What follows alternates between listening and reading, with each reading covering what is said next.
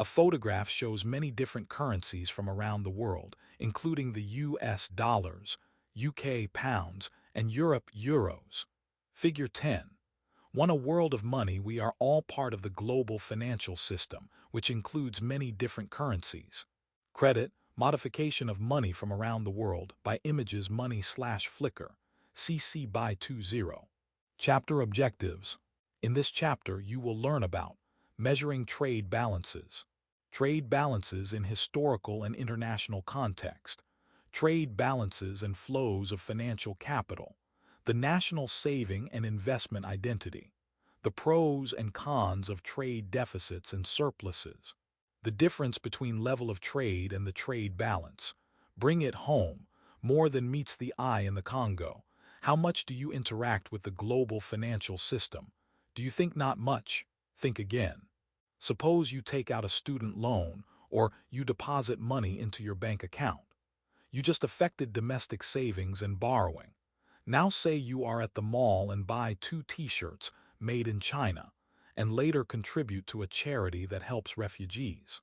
What is the impact? You affected how much money flows into and out of the United States.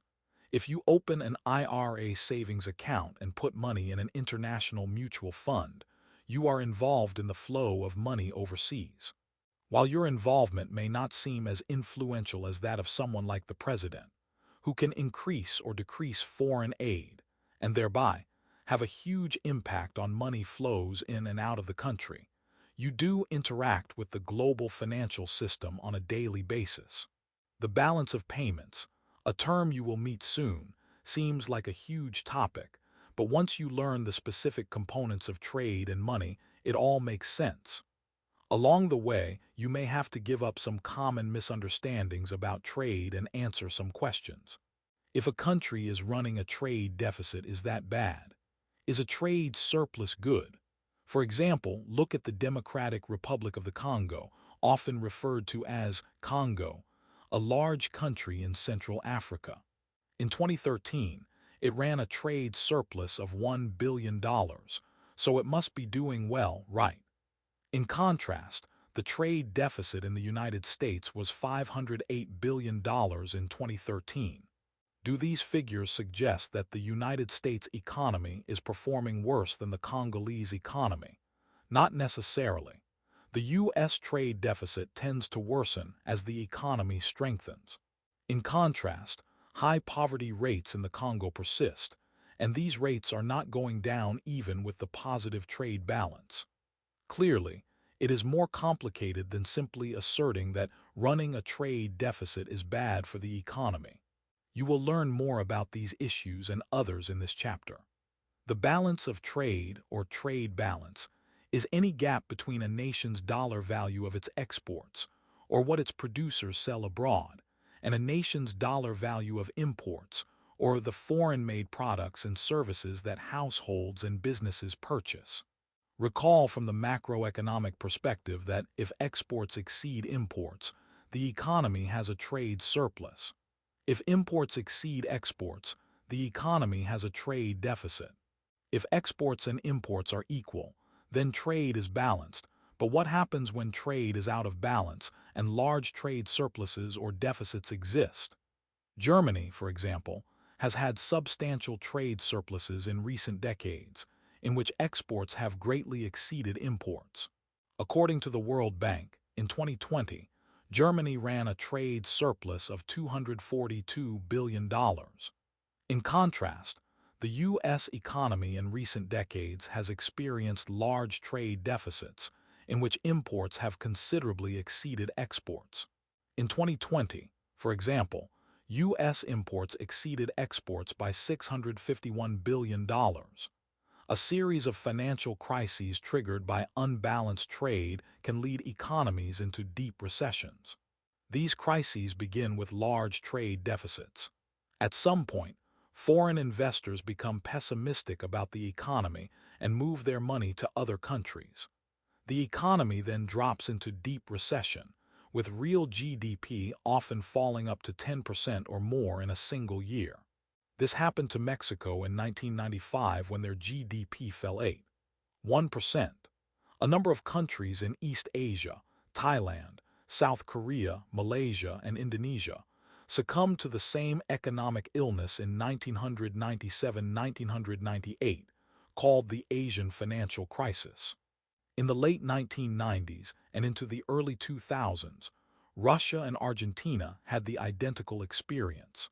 What are the connections between imbalances of trade in goods and services and the flows of international financial capital that set off these economic avalanches? We will start by examining the balance of trade in more detail, by looking at some patterns of trade balances in the United States and around the world. Then we will examine the intimate connection between international flows of goods and services and international flows of financial capital, which to economists are really just two sides of the same coin.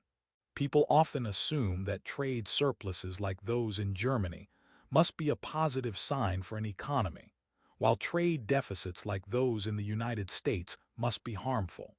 As it turns out, both trade surpluses and deficits can be either good or bad.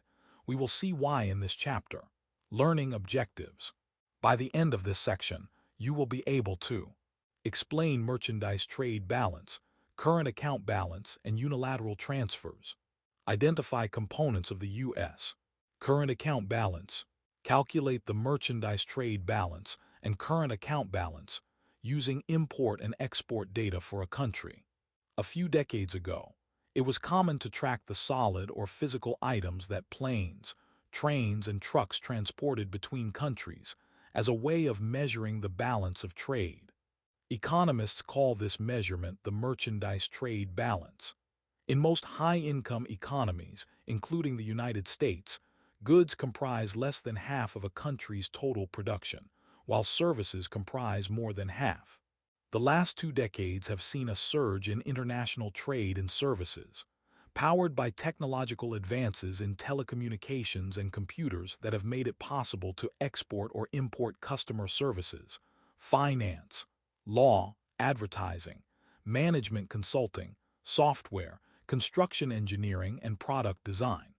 Most global trade still takes the form of goods rather than services, and the government announces and the media prominently report the merchandise trade balance. Old habits are hard to break. Economists, however, typically rely on broader measures such as the balance of trade or the current account balance, which includes other international flows of income and foreign aid. Components of the U.S. current account balance. Table 10.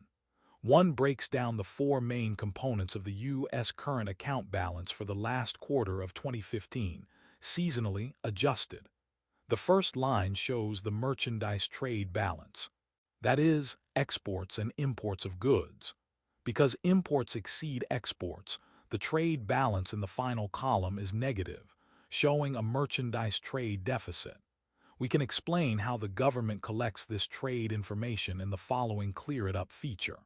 Value of exports, money flowing into the United States. Value of imports, money flowing out of the United States, balance. Goods $1,428, $82,350, $8,922, $0.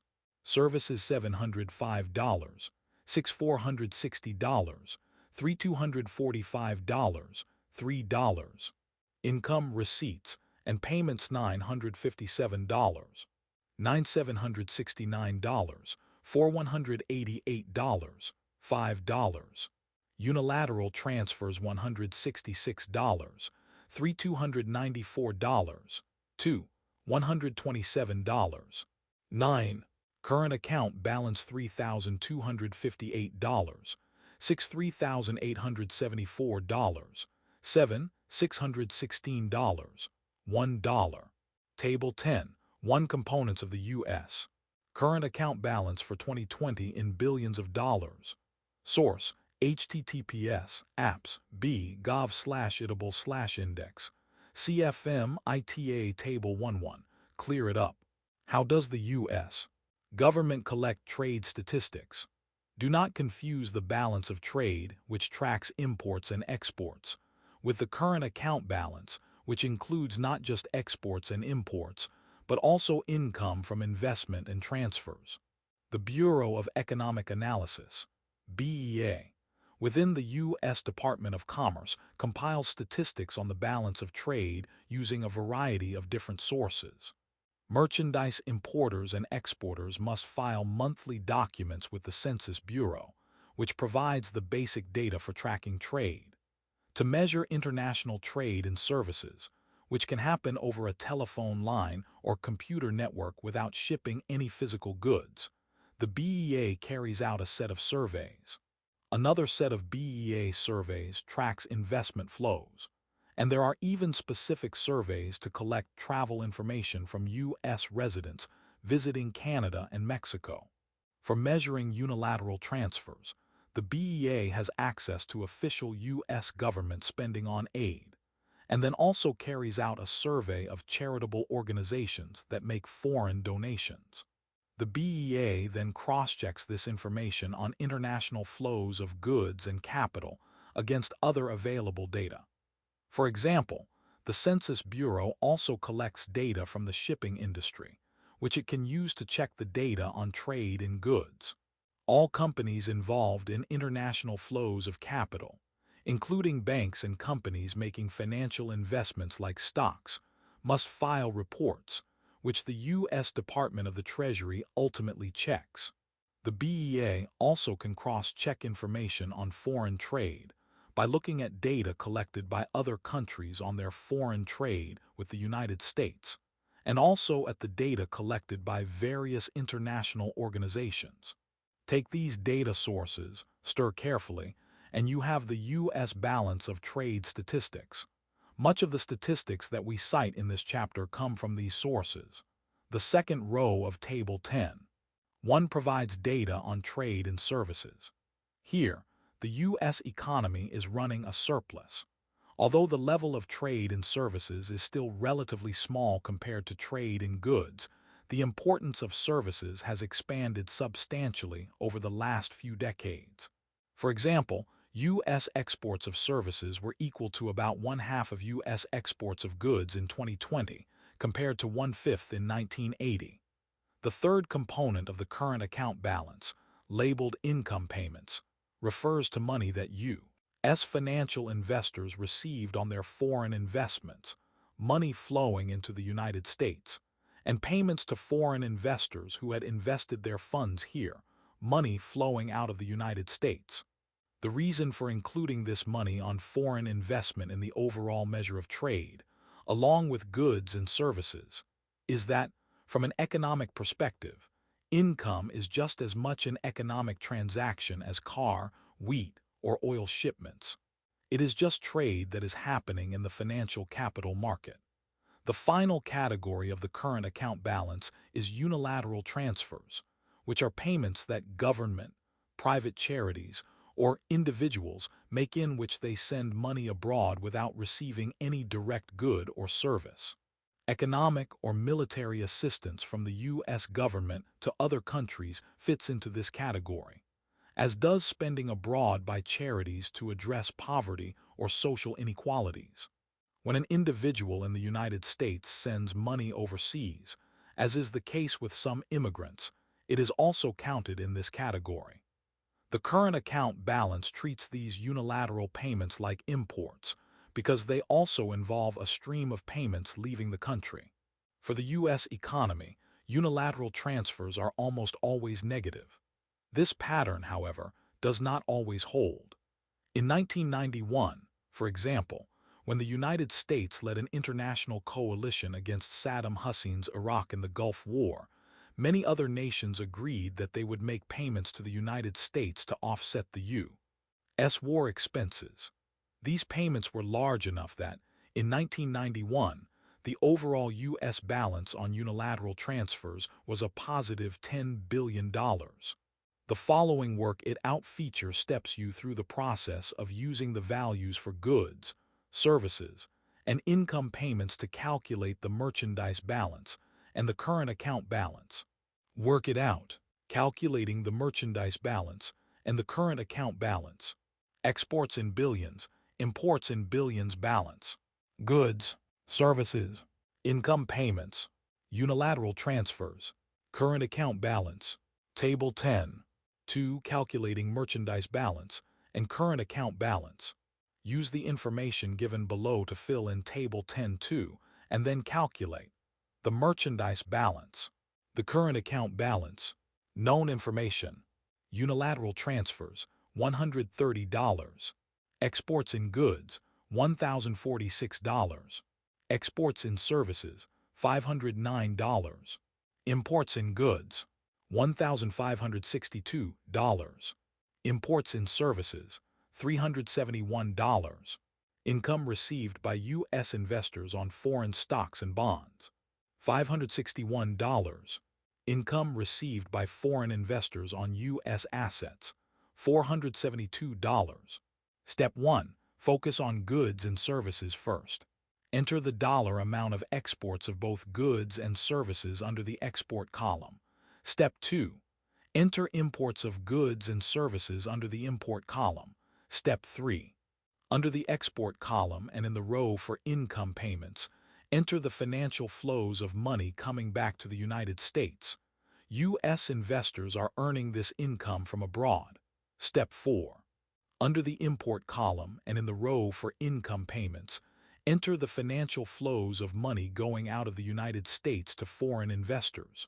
Foreign investors are earning this money on U.S. assets, like stocks. Step 5. Unilateral transfers are money flowing out of the United States in the form of, for example, military aid, foreign aid, and global charities. Because the money leaves the country, enter it under imports and in the final column as well as a negative. Step 6. Calculate the trade balance by subtracting imports from exports in both goods and services. Enter this in the final balance column. This can be positive or negative. Step 7. Subtract the income payments flowing out of the country under imports from the money coming back to the United States under exports, and enter this amount under the balance column. Step 8. Enter unilateral transfers as a negative amount under the balance column. Step 9. The merchandise trade balance is the difference between exports of goods and imports of goods, the first number under balance. Step 10. Now sum up your columns for exports, imports, and balance. The final balance number is the current account balance. The merchandise balance of trade is the difference between exports and imports. In this case, it is equal to $1,046, $1,562, a trade deficit of $516 billion. The current account balance is $419 billion. See the completed Table 10.3. Value of exports, money flowing into the United States. Value of imports, money flowing out of the United States, balance. Goods $1, $0.46 $1. 562, $516. Services $509 $370, $138. Income receipts and payments $560, $472 $89. Unilateral transfers $130, $130.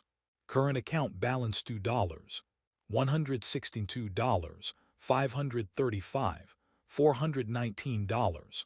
Table 10. 3. Completed merchandise balance and current account balance. Learning objectives.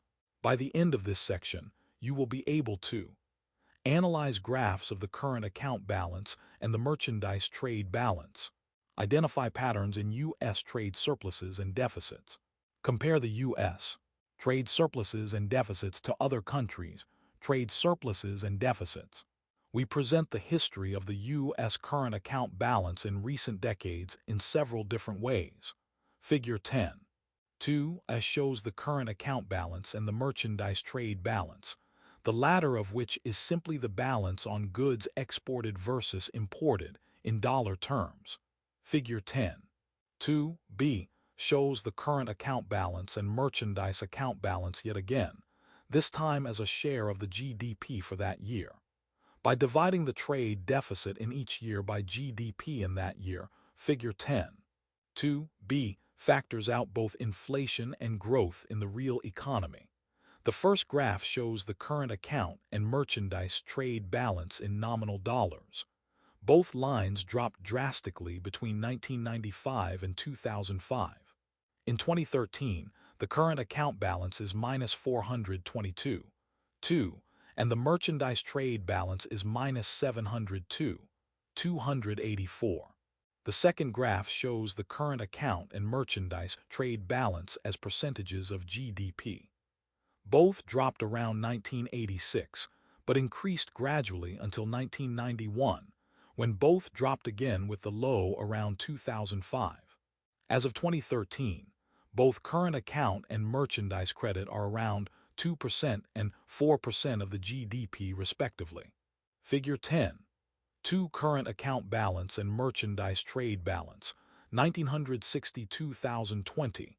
A. The current account balance and the merchandise trade balance in billions of dollars from 1960 to 2020. The merchandise trade balance is the trade balance on goods only.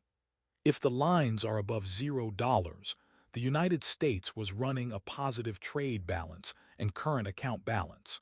If the lines fall below $0, the United States is running a trade deficit and a deficit in its current account balance. B. This shows the same items, trade balance and current account balance, in relationship to the size of the U.S. economy, or GDP, from 1960 to 2020. By either measure, the U.S. balance of trade pattern is clear. From the 1960s into the 1970s, the U.S. economy had mostly small trade surpluses. That is, the graphs in Figure 10.2 show positive numbers. However, starting in the 1980s, the trade deficit increased rapidly, and after a tiny surplus in 1991, the current account trade deficit became even larger in the late 1990s and into the mid-2000s. However, the trade deficit declined in 2009 after the recession had taken hold, then rebounded partially in 2010 and remained stable up through 2019, before falling again in 2020. Current account balance in billions of dollars. Table 10.4 shows the U.S. trade picture in 2013 compared with some other economies from around the world. While the U.S. economy has consistently run trade deficits in recent years, Japan and many European nations, among them France and Germany, have consistently run trade surpluses. Some of the other countries listed include Brazil, the largest economy in Latin America, Nigeria, along with South Africa competing to be the largest economy in Africa, and China, India, and Korea. The first column offers one measure of an economy's globalization, exports of goods and services as a percentage of GDP. The second column shows the trade balance. Usually, most countries have trade surpluses or deficits that are less than 5% of GDP. As you can see, the U.S. current account balance is 2.6% of GDP, while Germany's is 8.4% of GDP. Exports of goods and services current account balance. United States 10.2% to 9%. Japan 15.5% 3.2%. Germany 43.4% 7.0%. United Kingdom 27.9% to 6%. Canada 29.0% 1.8%. Sweden 44.6% 5.7%. Korea 36.4% 4.6%. Mexico 40.2% 2.4%. Brazil 16.9% 1.8%. China 18.5% 1.9%. India 18.7% 1.2%. Nigeria 8% 3.9%. World -0.0%. Table 10.4 Level and balance of trade balance of payments basis in 2020 figures as a percentage of GDP source. HTTP Data World Bank Org Indicator BN CAB XOKA GD ZS Learning Objectives. By the end of this section, you will be able to explain the connection between trade balances and financial capital flows, calculate comparative advantage, Explain balanced trade in terms of investment and capital flows. As economists see it, trade surpluses can be either good or bad, depending on circumstances, and trade deficits can be good or bad too. The challenge is to understand how the international flows of goods and services are connected with international flows of financial capital. In this module, we will illustrate the intimate connection between trade balances and flows of financial capital in two ways: a parable of trade between Robinson Crusoe and Friday, and a circular flow diagram representing flows of trade and payments. A two-person economy, Robinson Crusoe and Friday. To understand how economists view trade deficits and surpluses, consider a parable based on the story of Robinson Crusoe. Crusoe, as you may remember from the classic novel by Daniel Defoe, first published in 1719, was shipwrecked on a desert island. After living alone for some time, he is joined by a second person, whom he names Friday. Think about the balance of trade in a two-person economy like that of Robinson and Friday. Robinson and Friday trade goods and services. Perhaps Robinson catches fish and trades them to Friday for coconuts, or Friday weaves a hat out of tree fronds and trades it to Robinson for help in carrying water. For a period of time, each individual trade is self-contained and complete. Because each trade is voluntary, both Robinson and Friday must feel that they are receiving fair value for what they are giving. As a result, each person's exports are always equal to his imports, and trade is always in balance between the two. Neither person experiences either a trade deficit or a trade surplus. However, one day Robinson approaches Friday with a proposition. Robinson wants to dig ditches for an irrigation system for his garden, but he knows that if he starts this project, he will not have much time left to fish and gather coconuts to feed himself each day. He proposes that Friday supply him with a certain number of fish and coconuts for several months, and then after that time, he promises to repay Friday out of the extra produce that he will be able to grow in his irrigated garden. If Friday accepts this offer, then a trade imbalance comes into being. For several months, Friday will have a trade surplus. That is, he is exporting to Robinson more than he is importing. More precisely, he is giving Robinson fish and coconuts, and at least for the moment, he is receiving nothing in return. Conversely, Robinson will have a trade deficit because he is importing more from Friday than he is exporting. This parable raises several useful issues in thinking about what a trade deficit and a trade surplus really mean in economic terms. The first issue that this story of Robinson and Friday raises is this: is it better to have a trade surplus or a trade deficit? The answer, as in any voluntary market interaction, is that if both parties agree to the transaction, then they may both be better off. Over time, if Robinson's irrigated garden is a success, it is certainly possible that both Robinson and Friday can benefit from this agreement. The parable raises a second issue: what can go wrong? Robinson's proposal to Friday introduces an element of uncertainty. Friday is, in effect, making a loan of fish and coconuts to Robinson, and Friday's happiness with this arrangement will depend on whether Robinson repays that loan as planned, in full and on time. Perhaps Robinson spends several months loafing and never builds the irrigation system. Or perhaps Robinson has been too optimistic about how much he will be able to grow with the new irrigation system, which turns out not to be very productive. Perhaps, after building the irrigation system, Robinson decides that he does not want to repay Friday as much as he previously agreed. Any of these developments will prompt a new round of negotiations between Friday and Robinson. Why the repayment failed is likely to shape Friday's attitude toward these renegotiations. If Robinson worked very hard and the irrigation system just did not increase production as intended, Friday may have some sympathy. If Robinson loafed or if he just refuses to pay, Friday may become irritated. A third issue that the parable raises is that an intimate relationship exists between a trade deficit and international borrowing, and between a trade surplus and international lending. The size of Friday's trade surplus is exactly how much he is lending to Robinson. The size of Robinson's trade deficit is exactly how much he is borrowing from Friday. To economists, a trade surplus literally means the same thing as an outflow of financial capital, and a trade deficit literally means the same thing as an inflow of financial capital. This last insight is worth exploring in greater detail, which we will do in the following section. The story of Robinson and Friday also provides a good opportunity to consider the law of comparative advantage, which you learn more about in the international trade chapter.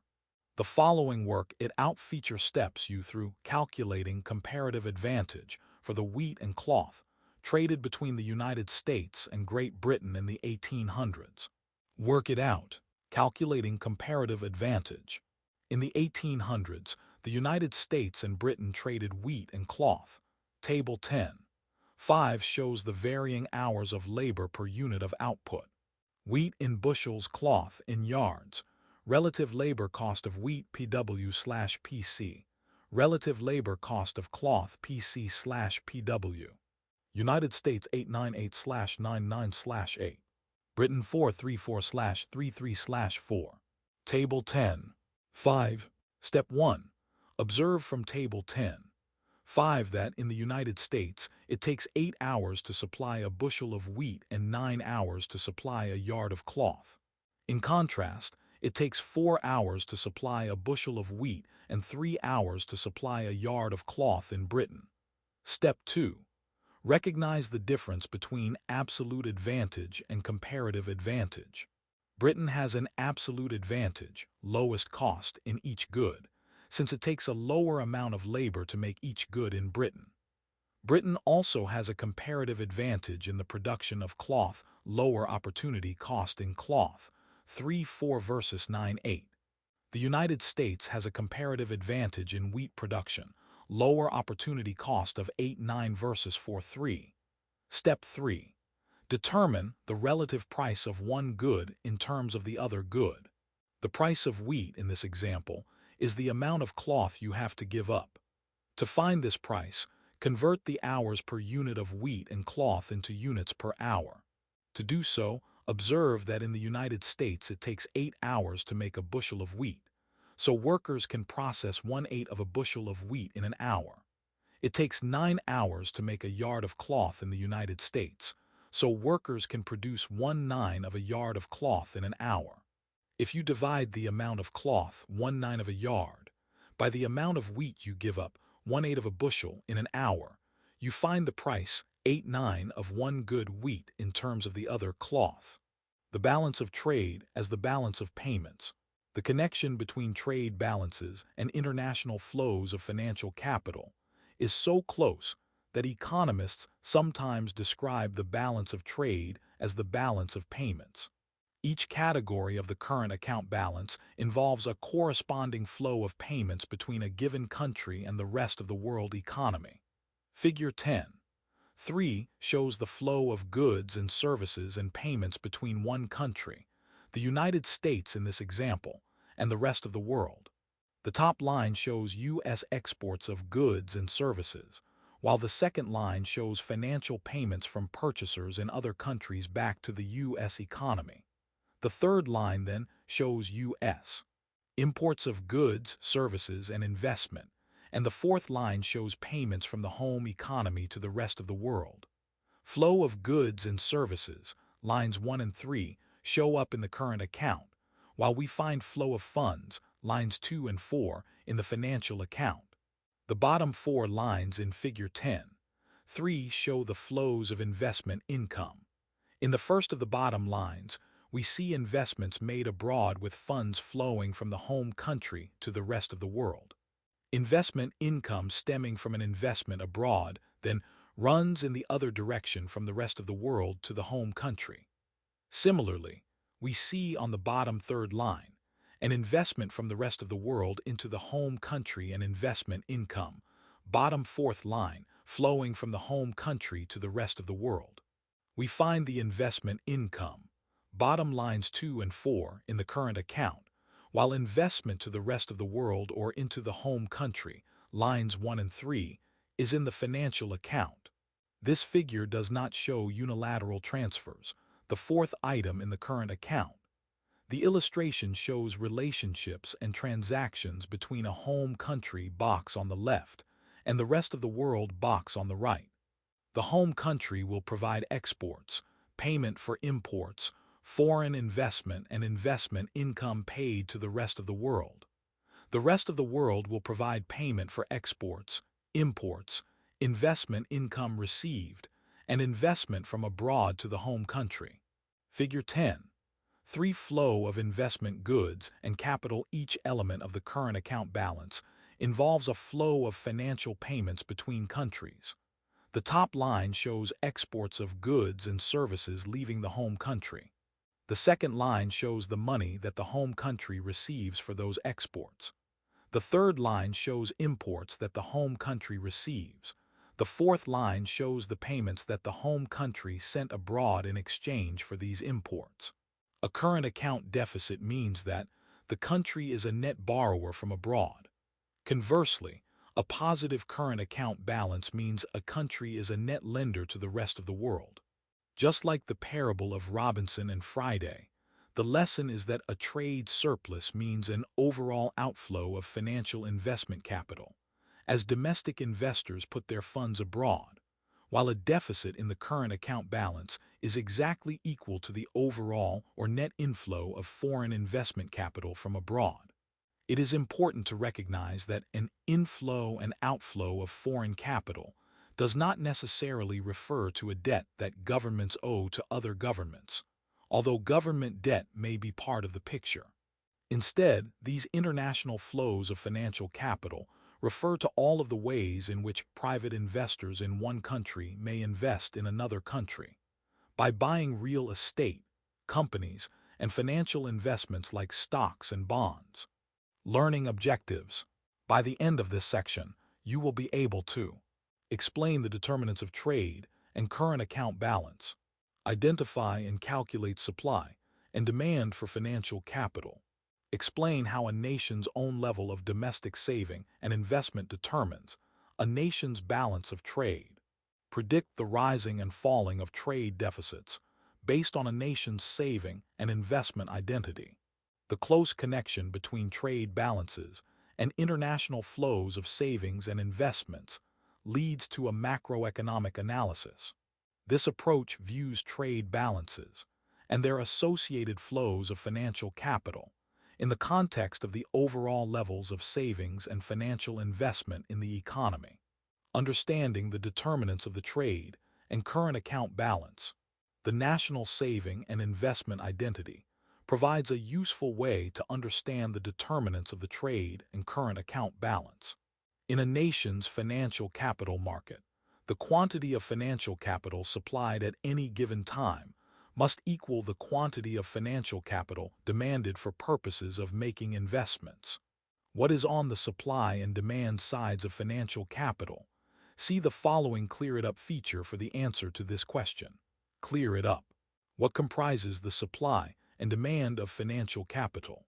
A country's national savings is the total of its domestic savings by household and companies, private savings, as well as the government public savings. If a country is running a trade deficit, it means money from abroad is entering the country, and the government considers it part of the supply of financial capital.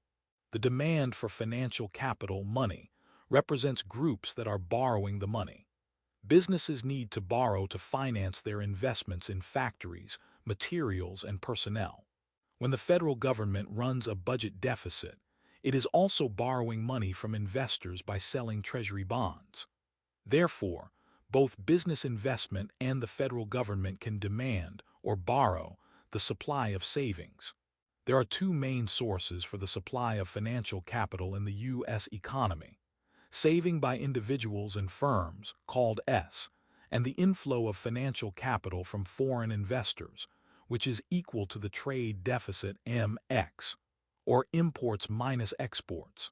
There are also two main sources of demand for financial capital in the U.S. economy: private sector investment, I, and government borrowing, where the government needs to borrow when government spending, G, is higher than the taxes collected, T. We can express this national savings and investment identity in algebraic terms. Supply of financial capital S plus X, M, equals demand for financial capital I plus GT. Again, in this equation, S is private savings, T is taxes, G is government spending, M is imports, X is exports, and I is investment. This relationship is true as a matter of definition because, for the macroeconomy, the quantity supplied of financial capital must be equal to the quantity demanded. However, certain components of the national savings and investment identity can switch between the supply side and the demand side. Some countries, like the United States in most years since the 1970s, have budget deficits, which mean the government is spending more than it collects in taxes, and so the government needs to borrow funds. In this case, the government term would be GT0, showing that spending is larger than taxes, and the government would be a demander of financial capital on the right-hand side of the equation. That is, a borrower, not a supplier of financial capital on the left-hand side. However, if the government runs a budget surplus so that the taxes exceed spending, as the U.S. government did from 1998 to 2001, then the government in that year was contributing to the supply of financial capital T, G0, and would appear on the left, supplier or saving, side of the national savings and investment identity. Similarly, if a national economy runs a trade surplus, the trade sector will involve an outflow of financial capital to other countries. A trade surplus means that the domestic financial capital is in surplus within a country and can be invested in other countries.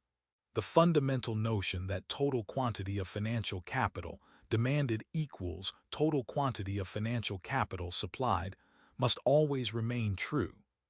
Domestic savings will always appear as part of the supply of financial capital, and domestic investment will always appear as part of the demand for financial capital. However, the government and trade balance elements of the equation can move back and forth as either suppliers or demanders of financial capital, depending on whether government budgets and the trade balance are in surplus or deficit. Domestic saving and investment determine the trade balance. One insight from the national saving and investment identity is that a nation's own levels of domestic saving and investment determine a nation's balance of trade. To understand this point, rearrange the identity to put the balance of trade all by itself on one side of the equation. Consider first the situation with a trade deficit, and then the situation with a trade surplus. In the case of a trade deficit, the national saving and investment identity can be rewritten as trade deficit, MX, equals domestic investment, private domestic saving, government or public savings I, STG. In this case, domestic investment is higher than domestic saving, including both private and government saving. The only way that domestic investment can exceed domestic saving is if capital is flowing into a country from abroad. After all, that extra financial capital for investment has to come from someplace. Now consider a trade surplus from the standpoint of the national saving and investment identity. Trade surplus, XM, equals private domestic saving plus public saving, domestic investment test plus TG, I. In this case, domestic savings, both private and public, is higher than domestic investment. That extra financial capital will be invested abroad. This connection of domestic saving and investment to the trade balance explains why economists view the balance of trade as a fundamentally macroeconomic phenomenon. As the national saving and investment identity shows, the performance of certain sectors of an economy, like cars or steel, do not determine the trade balance. Further, whether the nation's trade laws and regulations encourage free trade or protectionism also does not determine the trade balance. See globalization and protectionism. Exploring trade balances one factor at a time. The national saving and investment identity also provides a framework for thinking about what will cause trade deficits to rise or fall. Begin with the version of the identity that has domestic savings and investment on the left and the trade deficit on the right. Domestic investment, private domestic savings, public domestic savings STG equals trade deficit, MX. Now, consider the factors on the left-hand side of the equation one at a time, while holding the other factors constant. As a first example, assume that the level of domestic investment in a country rises, while the level of private and public saving remains unchanged. Table 10.6 shows the result in the first row under the equation. Since the equality of the national savings and investment identity must continue to hold, it is, after all, an identity that must be true by definition. The rise in domestic investment will mean a higher trade deficit. This situation occurred in the U.S. economy in the late 1990s.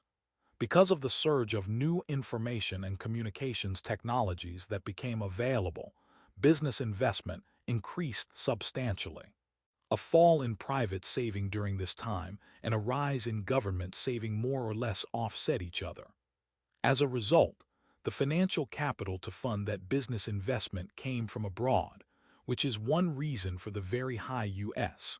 trade deficits of the late 1990s and early 2000s. Domestic investment, private domestic savings, public domestic savings equals trade deficit. ISTG equals MX. Up no change then M, X must rise. No change up no change then M, X must fall. No change down then M, X must rise. Table 10. 6 causes of a changing trade balance. As a second scenario, assume that the level of domestic savings rises, while the level of domestic investment and public savings remain unchanged. In this case, the trade deficit would decline. As domestic savings rises, there would be less need for foreign financial capital to meet investment needs. For this reason, a policy proposal often made for reducing the U.S. trade deficit is to increase private saving, although exactly how to increase the overall rate of saving has proven controversial. As a third scenario, imagine that the government budget deficit increased dramatically, while domestic investment and private savings remained unchanged. This scenario occurred in the U.S. economy in the mid-1980s. The federal budget deficit increased from $79 billion in 1981 to $221 billion in 1986, an increase in the demand for financial capital of $142 billion. The current account balance collapsed from a surplus of $5 billion in 1981 to a deficit of $147 billion in 1986, an increase in the supply of financial capital from abroad of $152 billion. The connection at that time is clear. A sharp increase in government borrowing increased the U.S. economy's demand for financial capital, and foreign investors through the trade deficit primarily supplied that increase. The following work it out feature walks you through a scenario in which private domestic savings has to rise by a certain amount to reduce a trade deficit. Work it out. Solving problems with the saving and investment identity. Use the saving and investment identity to answer the following question. Country A has a trade deficit of $200 billion, private domestic savings of $500 billion, a government deficit of $200 billion, and private domestic investment of $500 billion. To reduce the $200 billion trade deficit by $100 billion, by how much does private domestic savings have to increase? Step 1. Write out the savings investment formula solving for the trade deficit or surplus on the left. XM equals S plus TG. Step 2. In the formula, put the amount for the trade deficit in as a negative number XM. The left side of your formula is now 200 equals S plus TG, I. Step 3. Enter the private domestic savings S of $500 in the formula. 200 equals 500 plus TG, I. Step 4. Enter the private domestic investment I of $500 into the formula. 200 equals 500 plus TG, 500. Step 5. The government budget surplus or balance is represented by TG. Enter a budget deficit amount for TG of 200. 200 equals 500 plus 200, 500. Step 6. Your formula now is XM200 equals S plus TG, I 500 plus 200, 500. The question is, to reduce your trade deficit XM of 200 to 100 in billions of dollars, by how much will savings have to rise? XM 100,600 equals S plus TG is plus 200, 500S. Step 7. Summarize the answer. Private domestic savings needs to rise by $100 billion to a total of $600 billion for the two sides of the equation to remain equal. 100 equals 100. Short-term movements in the business cycle and the trade balance. In the short run, whether an economy is in a recession or on the upswing can affect trade imbalances. A recession tends to make a trade deficit smaller or a trade surplus larger, while a period of strong economic growth tends to make a trade deficit larger or a trade surplus smaller. These are not hard and fast rules, however. As an example, note in Figure 10. 2. That the U.S. trade deficit declined by almost half from 2006 to 2009. One primary reason for this change is that during the recession, as the U.S. economy slowed down, it purchased fewer of all goods, including fewer imports from abroad. However, buying power abroad fell less, and so U.S. exports did not fall by as much. On the other hand, during the 2020 pandemic-induced recession, the trade deficit expanded, current account balance plummeted as the U.S. economy became more reliant on other countries for goods and services.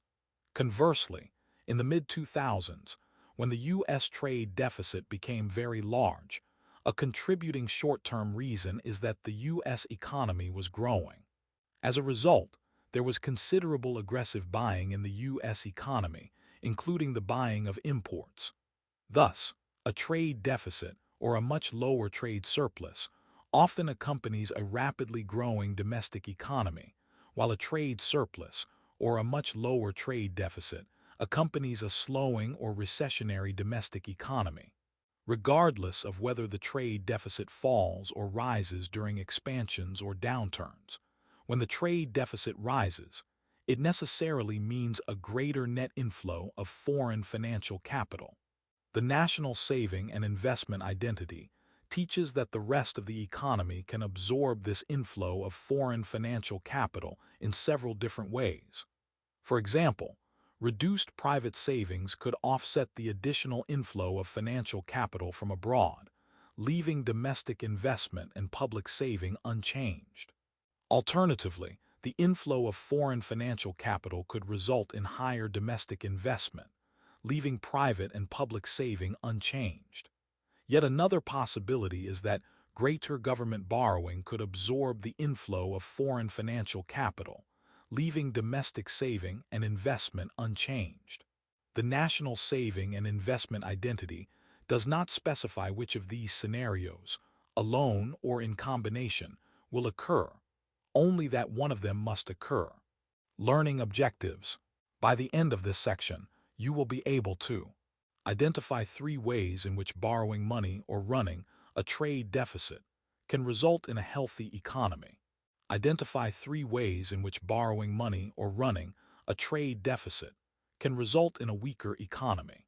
Because flows of trade always involve flows of financial payments, flows of international trade are actually the same as flows of international financial capital.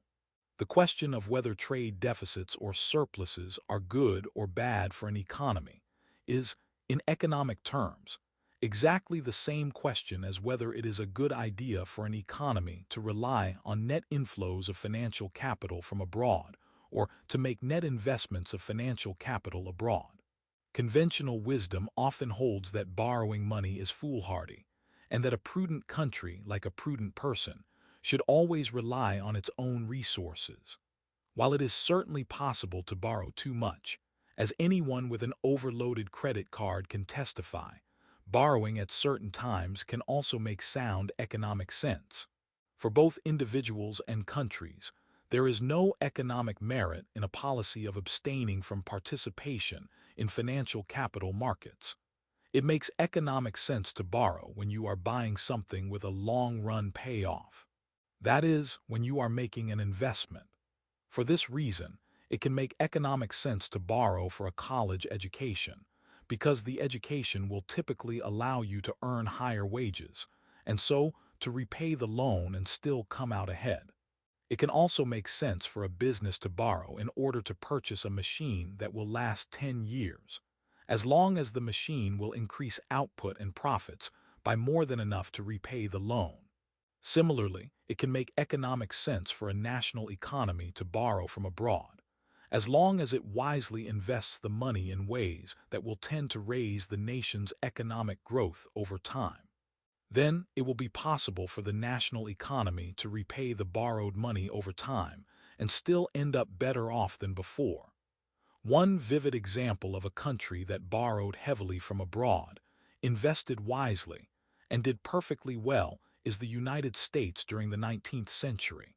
The United States ran a trade deficit in 40 of the 45 years, from 1831 to 1875, which meant that it was importing capital from abroad over that time. However, that financial capital was mostly invested in projects like railroads that brought a substantial economic payoff. See the following Clear It Up feature for more on this. A more recent example along these lines is the experience of South Korea, which had trade deficits during much of the 1970s, and so was an importer of capital over that time. However, South Korea also had high rates of investment in physical plant and equipment, and its economy grew rapidly. From the mid-1980s into the mid-1990s, South Korea often had trade surpluses. That is, it was repaying its past borrowing by sending capital abroad. In contrast, some countries have run large trade deficits, borrowed heavily in global capital markets, and ended up in all kinds of trouble. Two specific sorts of trouble are worth examining. First, a borrower nation can find itself in a bind if it does not invest the incoming funds from abroad in a way that leads to increased productivity.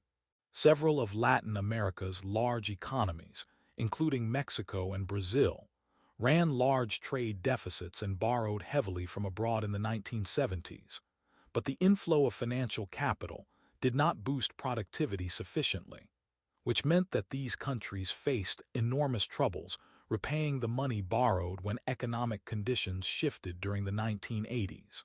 Similarly, it appears that a number of African nations that borrowed foreign funds in the 1970s and 1980s did not invest in productive economic assets. As a result, several of those countries later faced large interest payments, with no economic growth to show for the borrowed funds. Clear it up. Are trade deficits always harmful? For most years of the 19th century, U.S. imports exceeded exports, and the U.S. economy had a trade deficit. Yet the string of trade deficits did not hold back the economy at all. Instead, the trade deficits contributed to the strong economic growth that gave the U.S. economy the highest per capita GDP in the world by around 1900. The U.S. trade deficits meant that the U.S. economy was receiving a net inflow of foreign capital from abroad. Much of that foreign capital flowed into two areas of investment: railroads and public infrastructure like roads, water systems, and schools, which were important to helping the U.S. economy grow.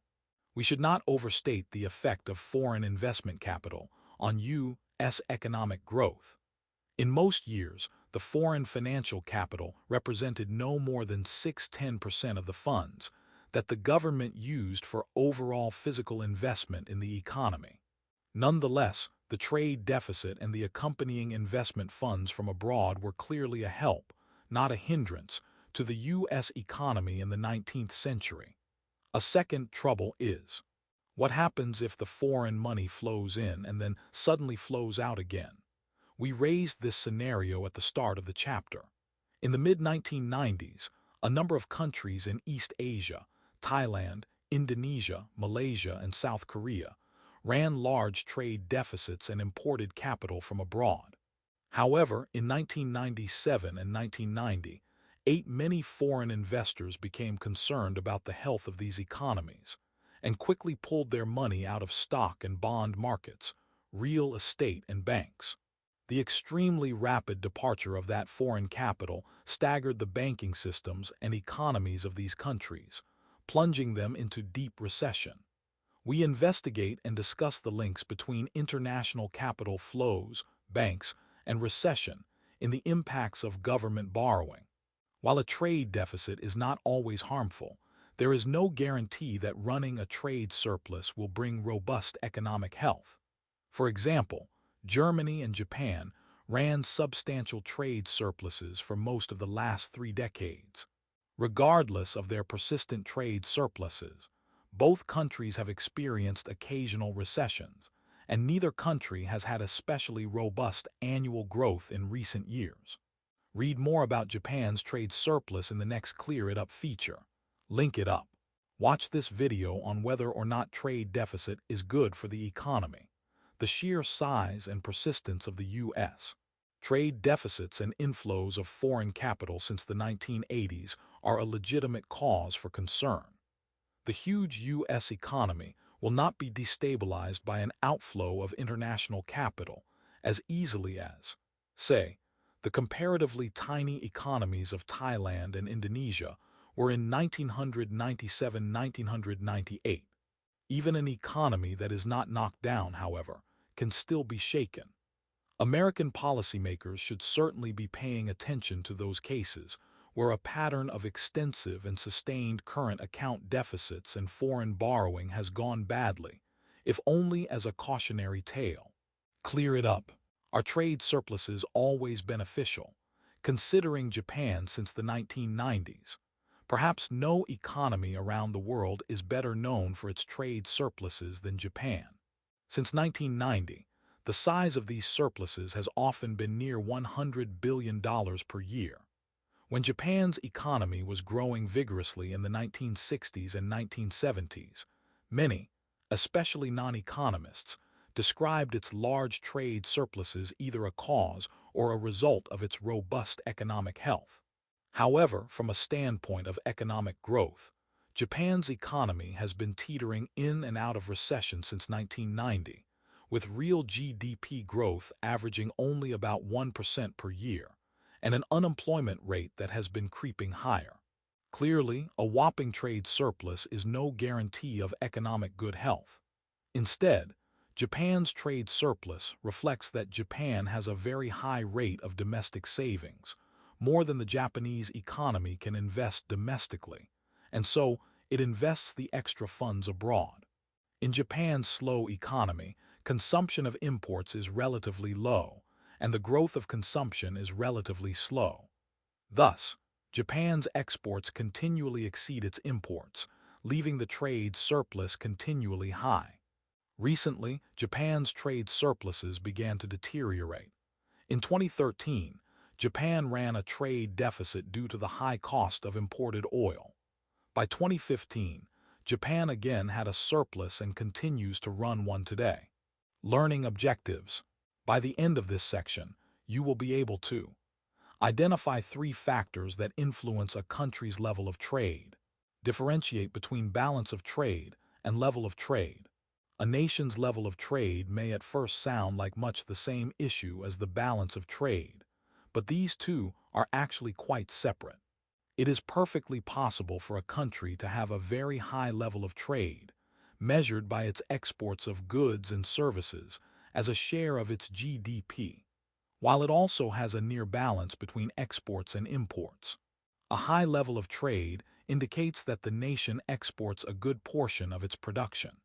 It is also possible for a country's trade to be a relatively low share of GDP relative to global averages, but for the imbalance between its exports and its imports to be quite large. We emphasized this general theme earlier in measuring trade balances, which offered some illustrative figures on trade levels and balances. A country's level of trade tells how much of its production it exports. We measure this by the percent of exports out of GDP. It indicates the degree of an economy's globalization. Some countries, such as Germany, have a high level of trade. They export almost 50% of their total production. The balance of trade tells us if the country is running a trade surplus or trade deficit. A country can have a low level of trade but a high trade deficit. For example, the United States only exports around 10% of its GDP, but it has a trade deficit of over $600 billion. Three factors strongly influence a nation's level of trade: the size of its economy, its geographic location, and its history of trade.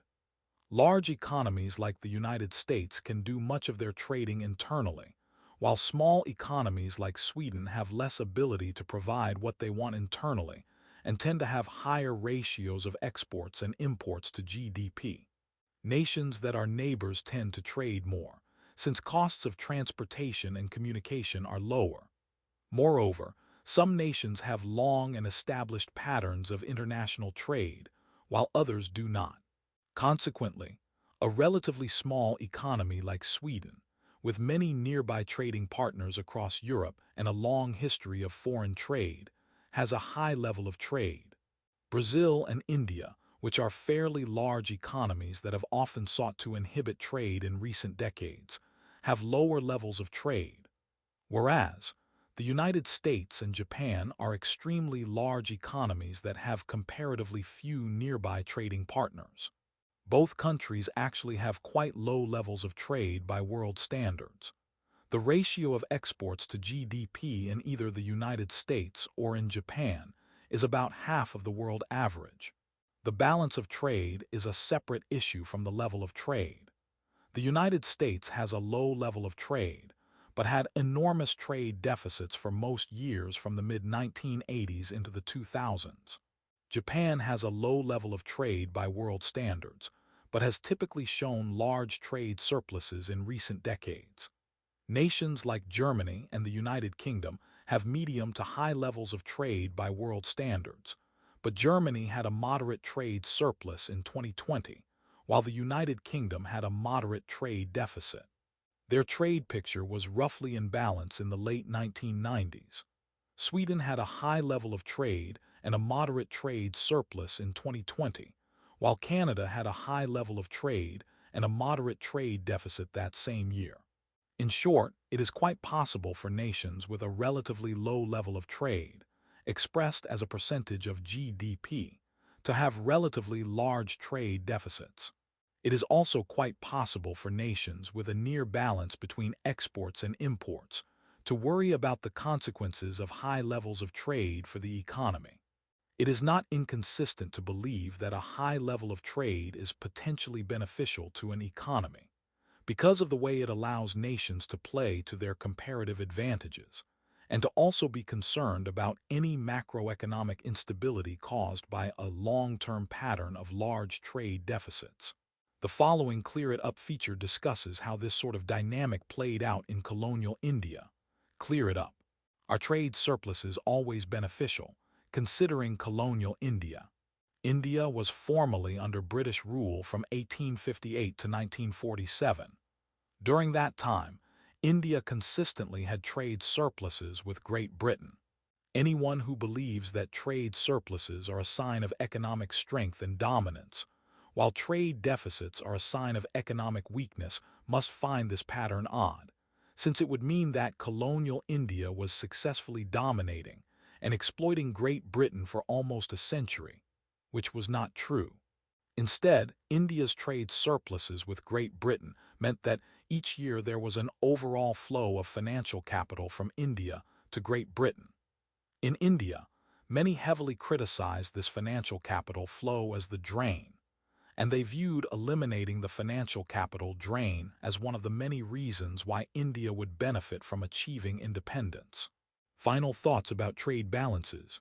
Trade deficits can be a good or a bad sign for an economy, and trade surpluses can be a good or a bad sign.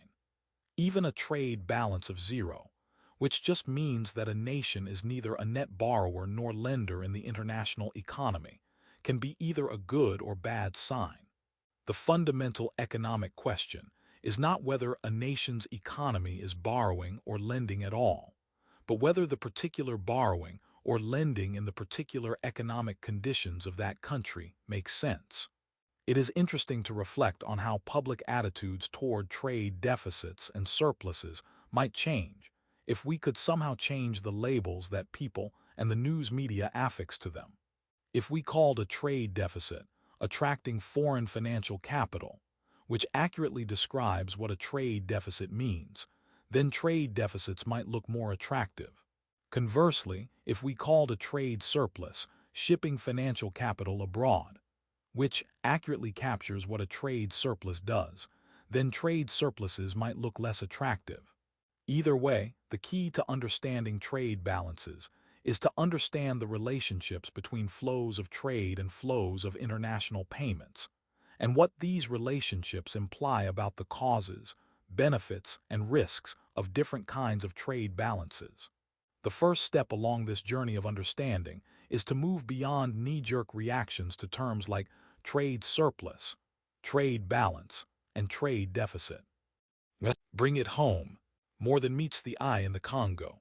Now that you see the big picture, you undoubtedly realize that all of the economic choices you make, such as depositing savings or investing in an international mutual fund, do influence the flow of goods and services as well as the flows of money around the world.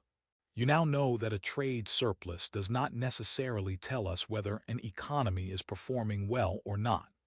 The Democratic Republic of the Congo ran a trade surplus in 2013, as we learned in the beginning of the chapter.